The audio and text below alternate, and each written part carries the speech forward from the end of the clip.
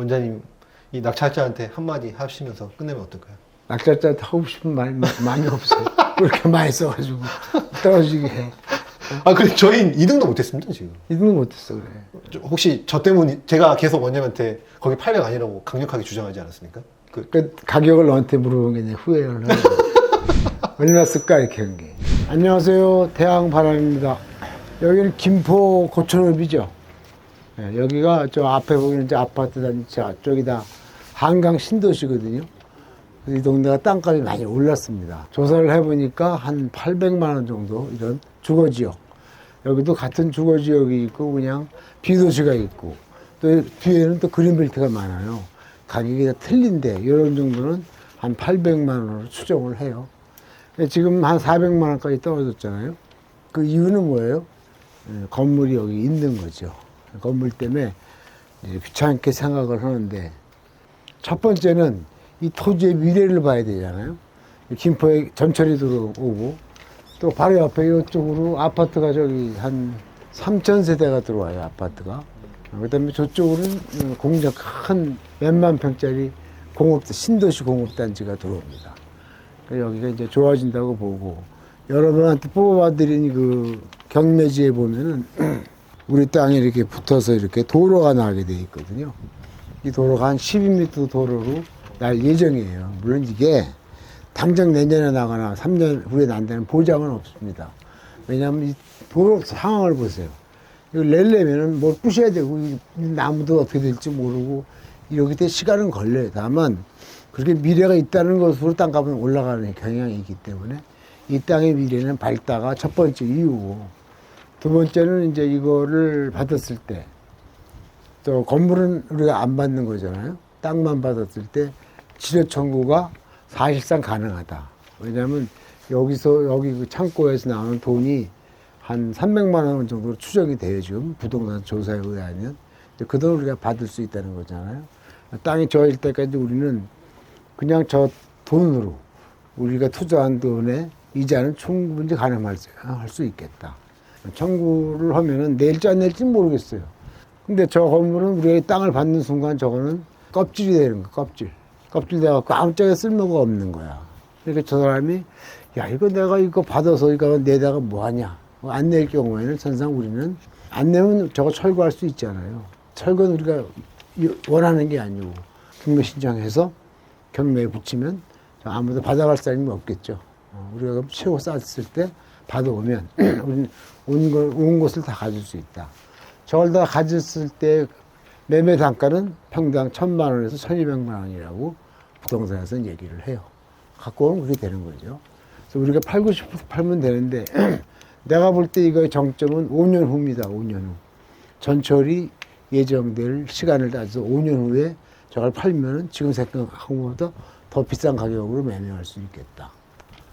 언제 만약에 건물을 갖고 있는 사람이 뭐 판다라는 얘기가 나왔을 때 그럼 원장님은 얼마 정도면 사실 생각이십니까? 그냥 짐작으로. 짐작으로. 이게 지금 90평 보거든요, 건물을 내가. 그러면 그래봤자 이거 2억밖에 안 되거든, 가치가. 새로 질 때 하면 300만 원을 쳐줘야 되지, 새로 진 건 아니잖아요.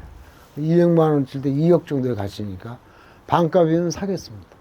1억 정도. 네, 그렇죠. 평화롭지. 그럼 그 다음에 나중에 또 대출 받을 수도 있고, 건물을 사고 나면 그런 거니까 너무 욕심내지 말고 한 반가격 정도면 사겠다. 이렇게 말씀드릴 수 있죠.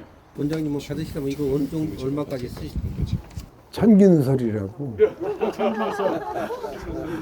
있잖아요. 재밌어요. 나쁘다고 볼 수가 없는데 나한테 이게 다 듣고 몰래 나보다 100만 원 더 써서 집어넣은 사람도 있습니다.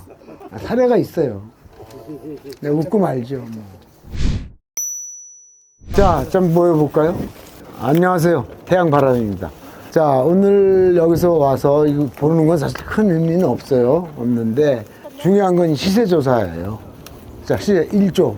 시세조사가 얼마나 됐나요? 700 정도 선이면 좀 빠르게 할 수 있다. 60내면 800 정도고 창고 건물까지 같이 있으면 1000까지는 가능할 것 같다. 아, 2조. 또 땅만은 800으로 들었어요. 800? 네. 땅만 800. 자, 그래서 시세가 중요한데 7, 800으로 조사가 되신 거예요? 7, 800. 네. 그럼 이제 이거는 이 상황은 여기서 떠들 필요도 없고 우리가 배운 대로 그걸 풀어나가서 예측을 해야 되는 거잖아. 근데 여기에 대한 그 임대 상황을 다시 한번 조사를 해봐야 될 것 같아. 현재 임대 상황.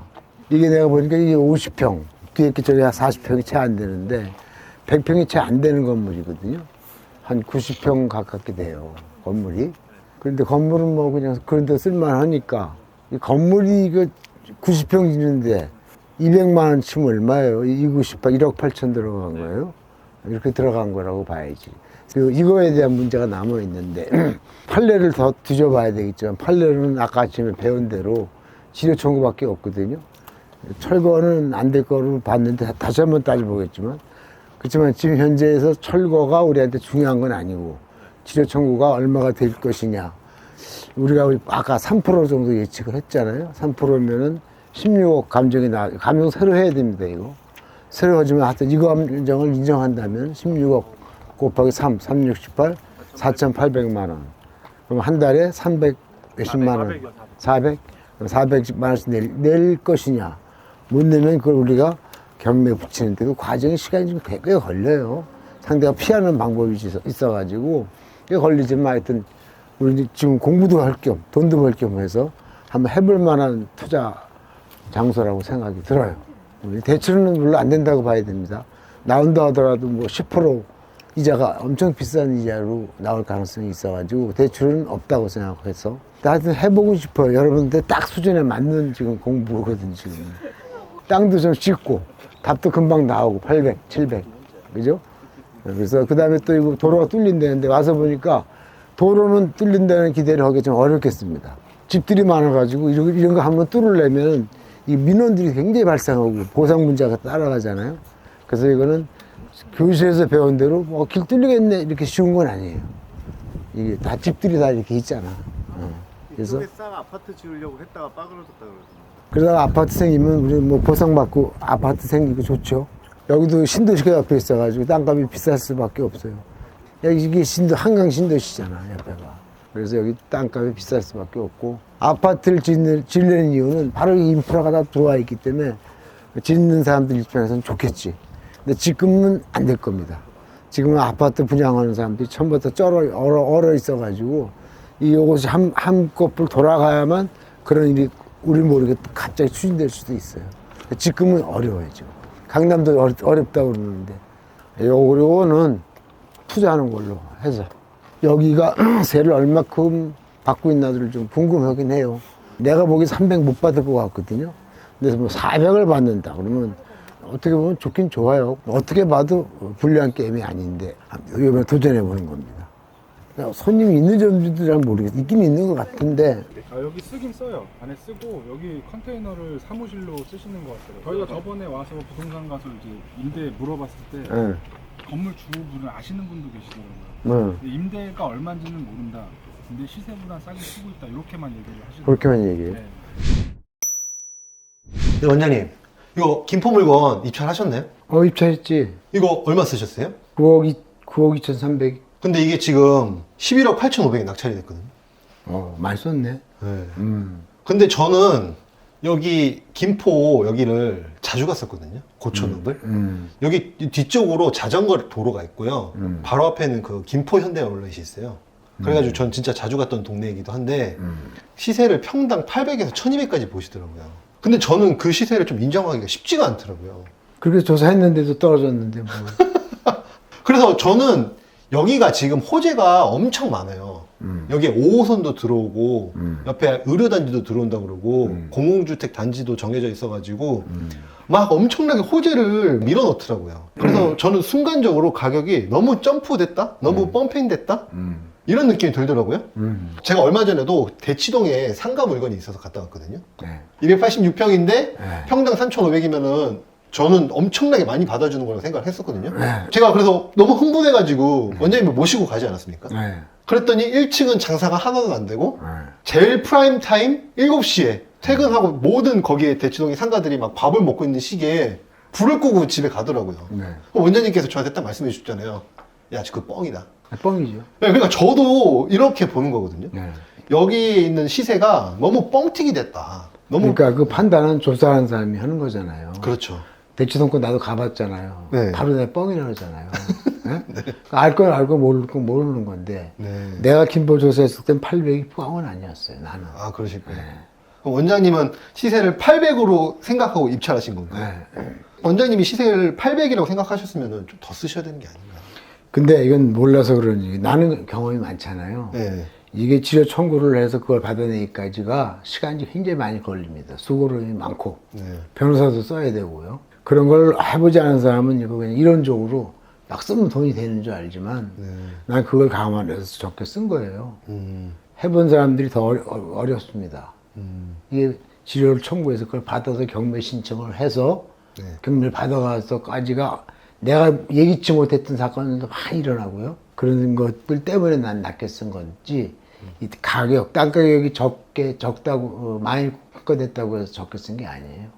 그 어려움 때문에 적게 쓴 겁니다. 그 수고로움이 상당합니다. 이게 한번 특수 물건 한번 진짜 해보신 분하고 안 해보신 분하고는 차이가 많이 날 거야.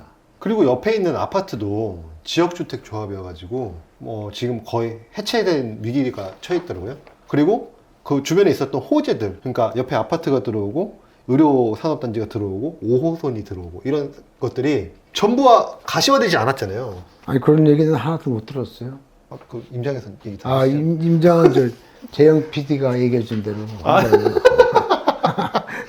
부동산에서 그런 얘기 안 하고 그냥 가격만 얘기하고 네. 나온 매물이 없다. 800 정도면 적당하다고 여러 군데서 얘기 들어가지고 네. 한 거고 호재는 재영 PD한테 들었잖아 내가. 그래서 그건 그렇게 알고 있는데 그런 것들은 미래형이니까 장차 이 땅값이 올라가면 올라가지 떨어질 적은 아니라고 생각을 했어요. 그렇더라도 저는 갔을 때 좀 되게 한가한 느낌이 들지 않으셨나요? 그냥 옛날 시골 마을이잖아요.